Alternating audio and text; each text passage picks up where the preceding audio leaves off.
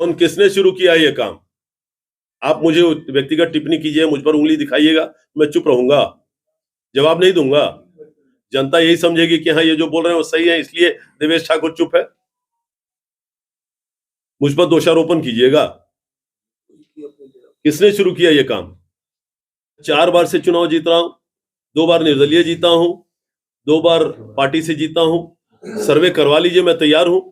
कौन, आप ही तय कीजिए, बाहर की एजेंसी ले आइए पूरी तरह से।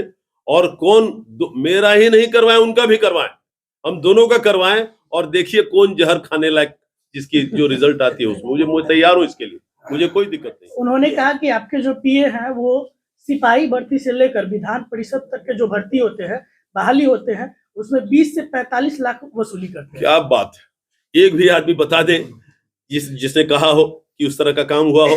निश्चित रूप से विधान परिषद से अगर उन्होंने ऐसा कहा है, मैं नहीं जानता, मैंने नहीं सुना ये बात, लेकिन उन्होंने कहा तो विधान परिषद से उनको लीगल नोटिस जाएगी, निश्चित रूप से जाएगी, उनको कानूनी नोटिस जाएगी, उसके लिए कोई दिक्कत नहीं। अपराधी कहा, इसको लेकर वो हाँ, मैंने कहा कि उनको सजा याफ्ता करार नीचे के कोर्ट ने यहाँ किया था, वो तो रिकॉर्ड की बात है, इसमें कहीं कोई दिक्कत नहीं है। उसमें तो हाईकोर्ट से उनको रिहाई मिली, लेकिन नीचे के कोर्ट ने किया ही था, इसमें कहां से कहो, यही तो मैंने कहा है। कोई अच्छा नहीं, ऊपर हो गया, मुझे कोई दिक्कत नहीं। और आप जान लीजिए, जब सरकार में खास करके 302 के केस में, 302 जैसे संगीन अपराध में अगर हाई कोर्ट ने भी आपको बरी किया तो सरकार उसके लिए सुप्रीम कोर्ट जा सकती है। कल हमने एक हमारे जिला के भूतपूर्व माननीय अध्यक्ष हमारे जनता दल यूनाइटेड के और माननीय भूतपूर्व विधायक श्री राणा रणधीर सिंह चौहान जी का एक प्रेस कॉन्फ्रेंस देखा, जिसमें शायद आप लोग भी उसमें रहे होंगे, और उन्होंने कुछ व्यक्तिगत हमले हम पर किए हैं। इसीलिए वैसे अमूमन मुझे उसकी जवाब देने की जरूरत नहीं है, लेकिन इसलिए कि व्यक्तिगत कुछ बातें कही हैं, और जो जिले में ग्रामीण इलाके में कुछ लोग रहते हैं उनको कुछ गलतफहमी ना हो जाए, इसलिए हमारे समर्थकों ने बहुत कहा नहीं, आपको जवाब जरूर देना चाहिए क्योंकि उन्होंने गलत बातें कही। इसी संबंध में आज आप लोग यहाँ पर उपस्थित हुए हैं, आप लोग यहाँ उपस्थित हुए, इसके लिए आपके उपस्थिति के लिए हम आपको बहुत बहुत धन्यवाद देते हैं। कुछ बातें जो उन्होंने कही है जो जब जवाब देने के लायक है, पहले मैं बता दूं कि एक बात उन्होंने कही कि आप लोगों को बता दूं कि आदरणीय विधायक सुनीता सिंह चौहान, जो उनकी श्रीमती जी हैं, जो मेरे हिसाब से बिल्कुल लक्ष्मी स्वरूपा है, देवी स्वरूपा है, बिल्कुल देवी है, उनमें अगर खोजे आदमी तो कोई गलती नहीं निकाल सकता, इतनी अच्छी महिला है बेचारी। मैं बहुत आदर से उनका नाम लेकर बोलता हूँ, हमेशा से वैसे रही हैं, आज भी वैसे ही।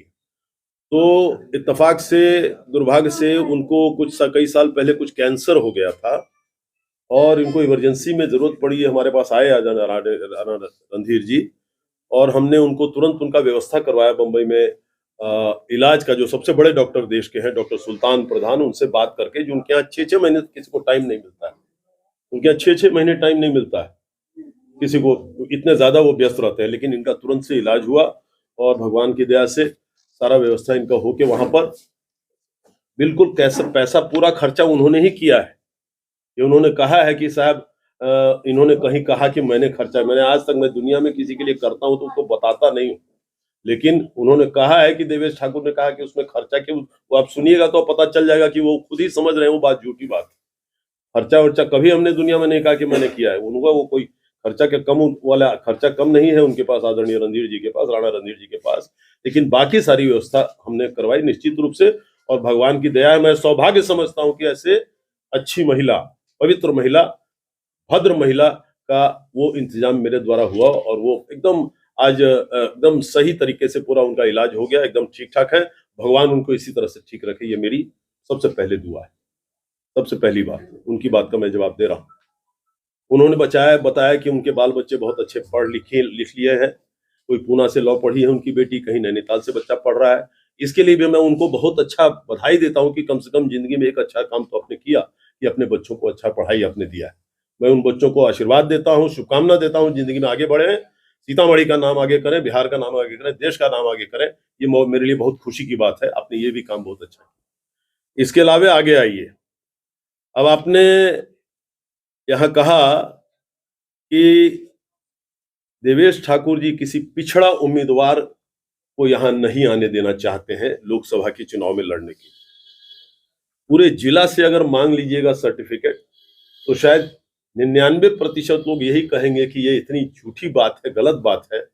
ये पिछड़ावाद का बात जो इन्होंने शुरू कर दिया है, मैं समझता हूं कि आखिर मैं चुनाव लड़ना चाहता हूं और मेरे दल मुझे लड़ाना चाहता है। माननीय मुख्यमंत्री ने स्वयं राष्ट्रीय कार्यकारिणी में घोषित कर दिया कि हम सीतामढ़ी से श्री देवेश चंद्र ठाकुर को जनता दल यूनाइटेड और महागठबंधन का कैंडिडेट बनाना चाहते हैं। स्वयं माननीय मुख्यमंत्री ने पूरे राष्ट्रीय कार्यकारिणी के सामने में दिल्ली में घोषणा कर दी। उसके बाद ये लोग इस बात पे बात उठा रहे हैं कुछ लोग, यानी इसका मतलब है ये कि माननीय मुख्यमंत्री के अथॉरिटी को, उनके अधिकार को आप चैलेंज कर रहे हैं। लेकिन उस बात को भी ये लोग जो है सो चुनौती दे रहे हैं और कह रहे हैं कि ये यहाँ पर ये पिछड़ों का सीट रहा है, निश्चित रूप से रहा है, बहुत अच्छी बात है, क्या दिक्कत है। लेकिन इतिहास ये बता रही है कि आदरणीय अर्जुन राय जी पहली बार एमपी बने यहाँ, आदरणीय शरद यादव जी की कृपा से उनको टिकट मिली, बहुत अच्छी बात है, सब लोगों ने उनको मदद किया, हम लोगों ने, जीत गए वो। और जीतने के बाद दूसरी बार जब लड़ने आए तो उनको मात्र 90,000 से 1 लाख वोट आया, कोई हर्जा नहीं, होता है इस तरह के चुनाव में, होता है। उसके बाद फिर पिछले बार लड़े वापस तो 2.5 लाख से हार गए। तो पार्टी ने सोचा कि साहब अब इस बार कोई नया प्रयोग करना चाहिए, और उस प्रयोग में उन्होंने पाया कि हाँ, अगर किसी को जीतने का चांस है, कल क्या होता है भगवान जाने, लेकिन अगर किसी को जीतने का चांस है, ज्यादा परफॉर्मेंस अच्छा हो सकेगा तो श्री देवेश ठाकुर हमारे लिए कैंडिडेट अच्छे होंगे, इसलिए उन्होंने नाम मेरा घोषित किया है। हकीकत यही है। लेकिन अब ये आदरणीय अर्जुन राय, हमको आश्चर्य लगता है, कहे कि साहब हम 5 साल में जितना काम करा है पूरे 72 साल में सीतामढ़ी में काम नहीं हुआ है। आश्चर्य की बात है। और 5 साल में इतना आपने काम कर दिया कि 72 साल में काम नहीं हुआ, और उसके बाद आप हार गए और 90,000 वोटे आए खाली आपको। और वो कहते हैं कि ये मुट्ठी भर के मतदाता को लेके ये चुनाव लड़ते हैं, स्नातक मतदाताओं को। निश्चित रूप से मुट्ठी भर तो नहीं, अब लाख वोट है हमारे पूरे स्नातक क्षेत्र में, लेकिन मुट्ठी भर ये शिक्षित लोग हैं, ये क्वालिटी वोट है, ये शिक्षित लोग हैं जो समझते हैं कि किसको वोट दे रहे हैं। ये बिकने वाले की ये वोटर नहीं रहते हैं, ये कहीं दूसरी जगह भी नहीं बिकते हैं। लेकिन आप ये पढ़े लिखे लोगों को उनकी शिक्षा का अपमान करते हैं, माँ सरस्वती का अपमान कर रहे हैं। आपको भी माफी मांगनी चाहिए, आपको पूरा शिक्षक समाज से भी माफी मांगना चाहिए। ये कभी कहते हैं कि व्यापारी आदमी क्या चुनाव लड़ेगा, व्यापारी आदमी तो देश का टैक्स देता है, जिससे सारे माननीय विधायक और सांसदों का दरमाहा मिल रहा है। व्यापारी आदमी और किसान आदमी और मजदूर आदमी ही तो इस देश को बनाता है, और आपको व्यापारी कह के व्यापारी का आप अपमान कर रहे हैं, भामाशाह का भी अपमान कर रहे हैं। इस तरह की भाषा जो है, तो खैर छोड़िए वो सब बात। मेरा बहुत बहुत शुभकामना है अर्जुन राय जी को। टिकट मैंने बार बार कहा है कि जो टिकट लेके आएगा महागठबंधन से, देवेश ठाकुर सबसे पहले अगला पंक्ति में रह के उसको जिताने का काम करेगा। बार मैंने ये कहा है, लेकिन एक टारगेट इन्होंने बना लिया, और कहानी क्या है, पिछड़ावाद का। अब मैं पिछड़ा, मुझसे ज्यादा अगर पिछड़े का ये लोग काम किए होंगे इस क्षेत्र में, तो मैं चुनौती देता हूं